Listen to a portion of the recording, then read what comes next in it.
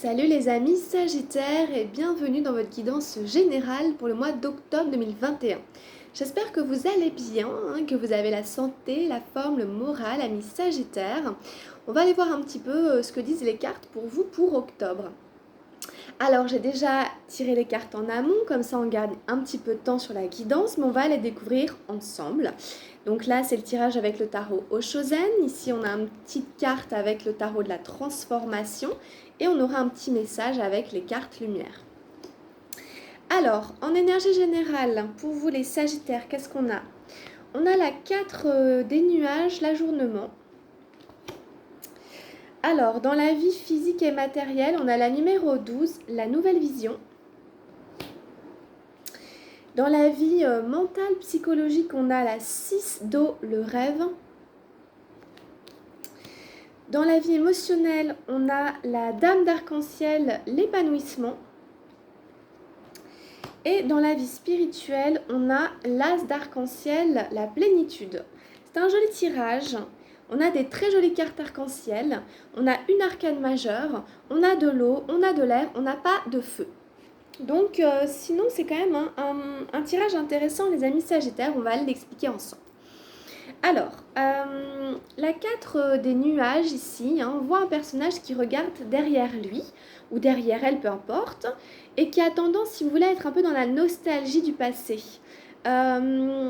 Le fait d'ajourner, c'est le fait de procrastiner, du coup c'est le fait de remettre à demain. Donc ici, on peut avoir une énergie générale, vous avez un petit peu de mal à avancer d'une certaine manière, à mettre une nouvelle pierre à l'édifice, à continuer le chemin. Vous avez tendance à regretter un peu le passé, à vous dire c'était mieux avant, etc. C'était plus joyeux, c'était plus coloré, j'ai vécu ça, ça, ça. Maintenant c'est difficile d'aller de l'avant. Voilà, donc ça c'est quand même la teinte globale pour ce mois d'octobre. Donc c'est pas une énergie facile parce que du coup on a du mal à avancer quoi, bien entendu. Vous savez ce que c'est de procrastiner. Voilà, si par exemple j'avais prévu de faire ça demain, au final j'annule le jour même, voilà, parce que pour X raisons, j'ai pas envie, j'ai pas le courage, j'ai pas l'énergie, donc je ne fais pas la chose. Et tous les jours comme ça, on annule, on ajourne, on reporte. Plutôt que de faire les choses. Et tout ça, c'est parce qu'il y a un focal, une focus derrière vous, sur le passé. Voilà, donc quelque part, il s'agit quand même de travailler ça peut-être, en tout cas de le savoir. Ça peut vous aider pour colorer votre présent, pour colorer votre avenir, pour voir le présent et le futur de manière gaie, joyeuse, malgré tout, malgré ce qui se passe, malgré la vie, et pas seulement le passé. Voilà, donc attention à cette carte ici de procrastination. Alors, dans la vie physique et matérielle, on a la numéro 12, la nouvelle vision. La nouvelle vision. Donc, du coup, ici, c'est un personnage qui est en train, si vous voulez, de se déployer. Il était à genoux avant, il ne voyait que la terre, l'herbe, etc. Il était vert. Il est en train de se déployer pour avoir une nouvelle vision, une vision plus globale, ou en tout cas il y a tout un ciel qui se découvre à ce personnage dont il n'avait pas conscience à l'époque où il était à quatre pattes. Donc il y a peut-être cette idée en effet de vous ouvrir à nouveau à une autre dimension, par exemple un déménagement, par exemple un nouveau travail, par exemple voilà, une nouvelle manière de gagner de l'argent, ou une nouvelle relation à votre corps, changer de régime alimentaire, vous mettre à faire du sport, enfin peu importe, il y a plein d'endroits où ça peut concerner cette idée de adopter une nouvelle position psychologique, émotionnelle par rapport à quelque chose de votre vie qui touche la sphère physique et matérielle ici.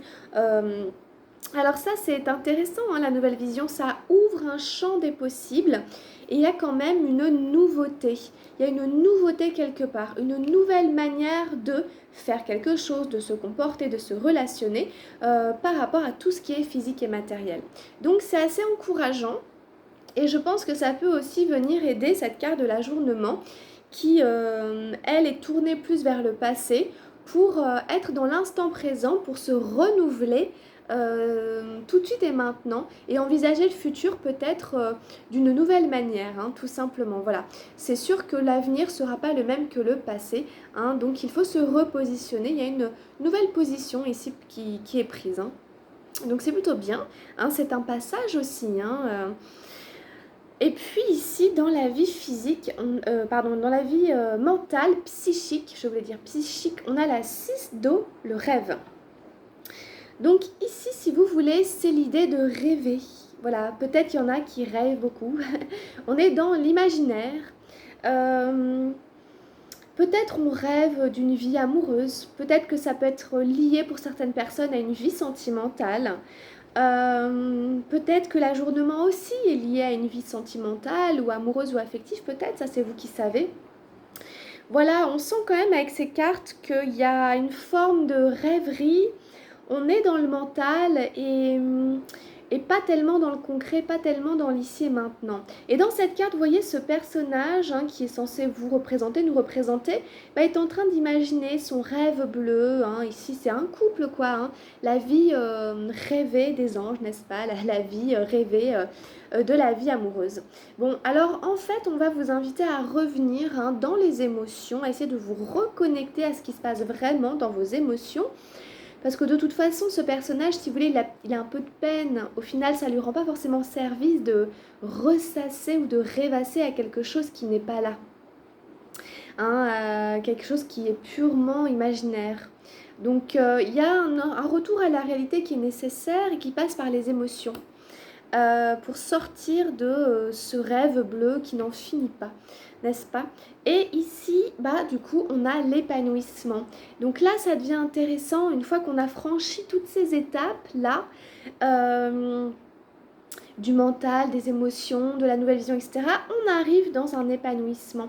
Il y a la possibilité au niveau émotionnel de se sentir épanoui dans sa vie, c'est-à-dire d'être bien dans sa peau, d'être fier de soi, d'être contente de soi, de reconnaître qu'on a des atouts, hein, que ce soit des richesses intérieures ou extérieures, que ce soit la beauté directement ou que ce soit plus vraiment des qualités intérieures hein, qui sont aussi belles.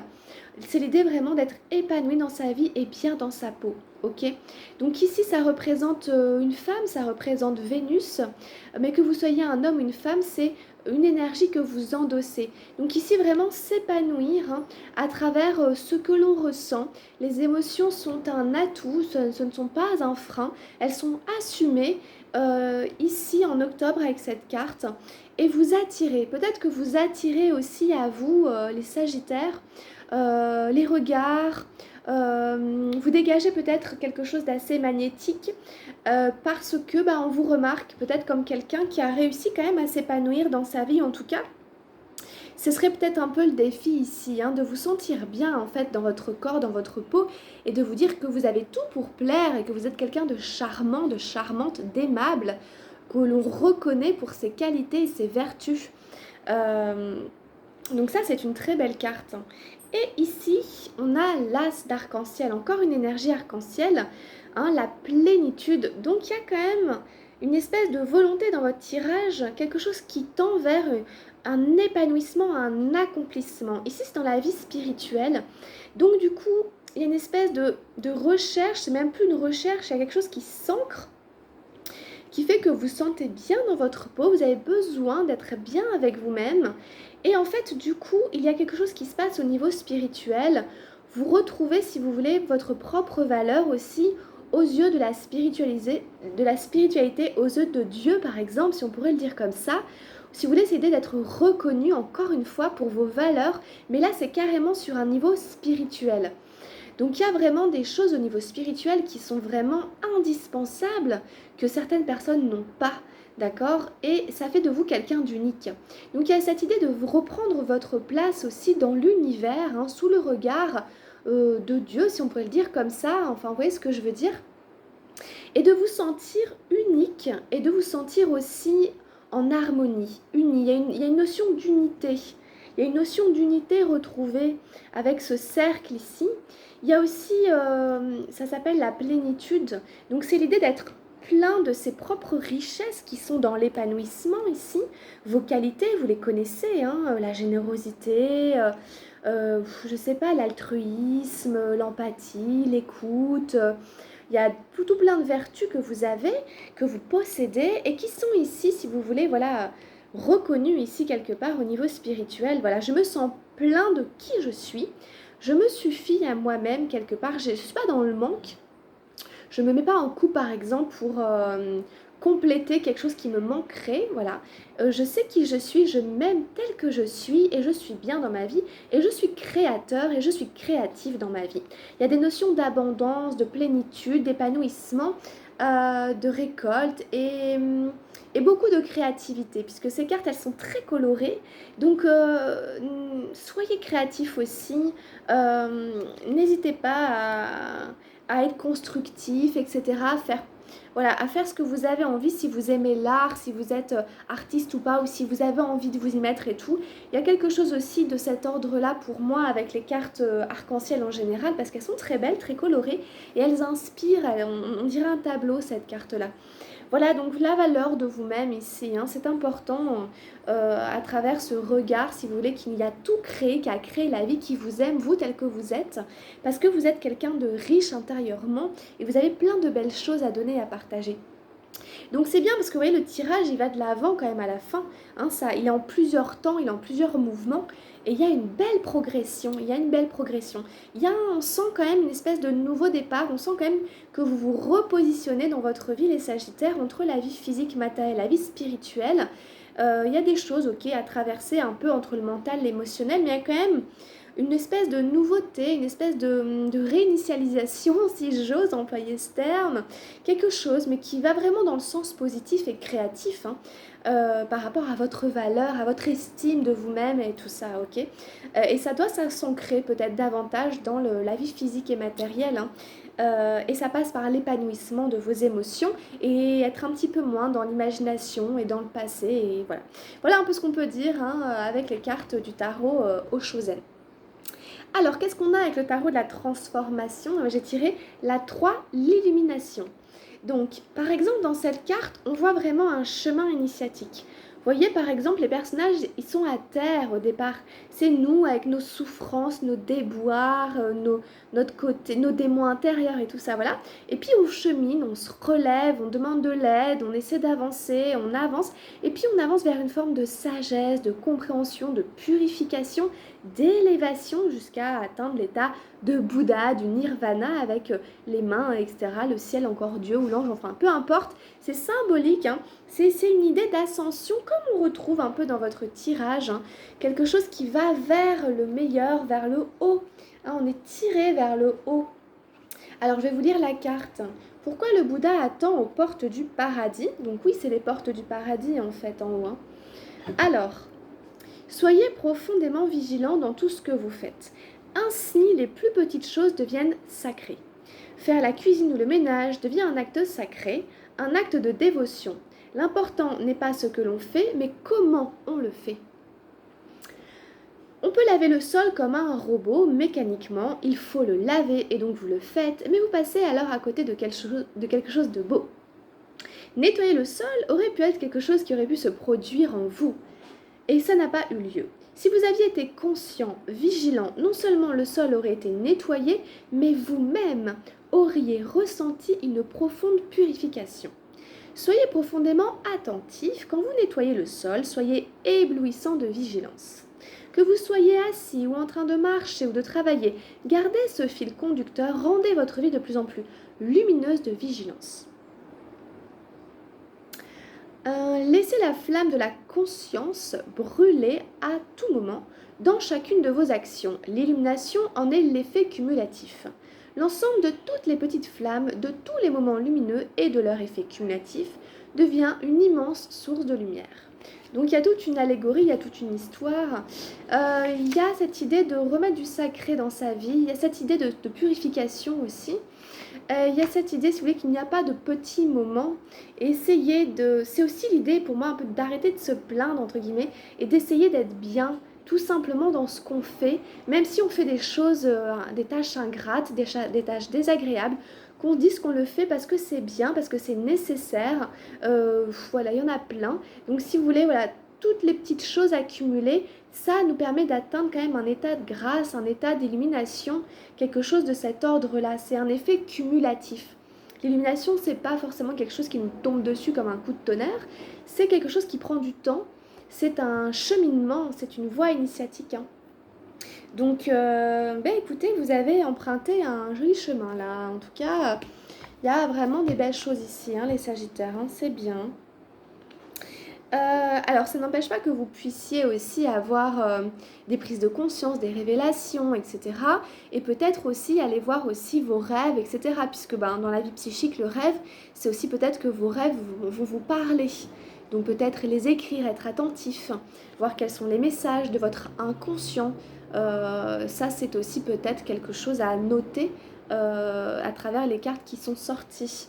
Hein, c'est aussi un moyen de se relationner, en effet, hein, les rêves au monde symbolique, à notre inconscient et à ce qui est au-delà de nous, ok? Donc voilà, pour la petite parenthèse. Alors, qu'est-ce qu'on a avec les cartes lumière? Je laisse aller.